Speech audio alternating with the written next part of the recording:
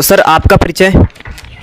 मेरा नाम है पेरियार मनोज यादव। मैं बहुजन क्रांति मोर्चा का इस जनपद का संयोजक हूं और पेरियार क्रांति सेना का भी मैं संयोजक हूं जनपद का। और इस प्रकार हम लोग जितने देश में समाज विरोधी बहुजन समाज यानी 85 समाज के विरोध में जितने कानून बनाए जा रहे हैं बीजेपी आरएसएस के द्वारा, उसके खिलाफ लगातार हम लोग जनपद के अंदर आंदोलन चला रहे हैं 2015 से लगातार, और आगे भी जारी रहेगा। और हम लोग चुनाव मैदान में भी चूँकि उतरे, हम लोग के प्रत्याशी प्रेमचंद नायक जी हैं जो बहुजन मुक्ति पार्टी से समर्थित प्रत्याशी हैं, उनके पक्ष में हम लोग जो है अपील कर रहे हैं घोसी लोकसभा के सभी जनता से, महिलाओं से, नौजवानों से, बुजुर्गों से।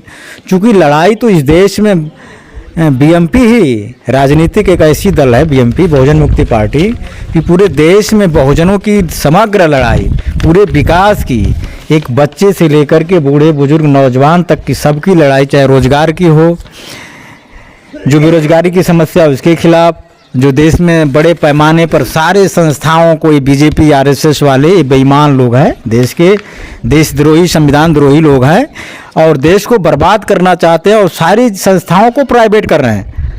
हमारा संविधान सारी व्यवस्था लागू किया, देश की सारी संस्थाओं को राष्ट्रीयकरण किया कि हमारे लोगों को रोजगार मिलेगा, नौकरी मिलेगी, मुफ्त शिक्षा मिलेगा, स्वास्थ्य से मुफ्त इलाज होगा, सारी व्यवस्थाएं मिलेगी। लेकिन बेईमानों ने आज 10 सालों की सरकार चला करके देश को बंदरबाट कर दिया, बर्बाद कर दिया।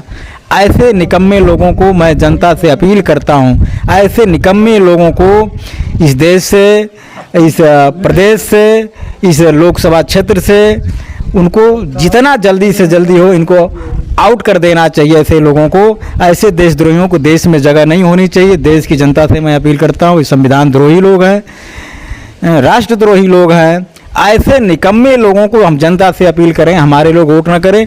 जो इस देश में नीतिगत लड़ाई लड़ रहा है, हम जाति की लड़ाई नहीं लड़ते, इस देश में नीति की लड़ाई लड़ते हैं, मुद्दे की लड़ाई लड़ते हैं जिससे जनता का भला हो।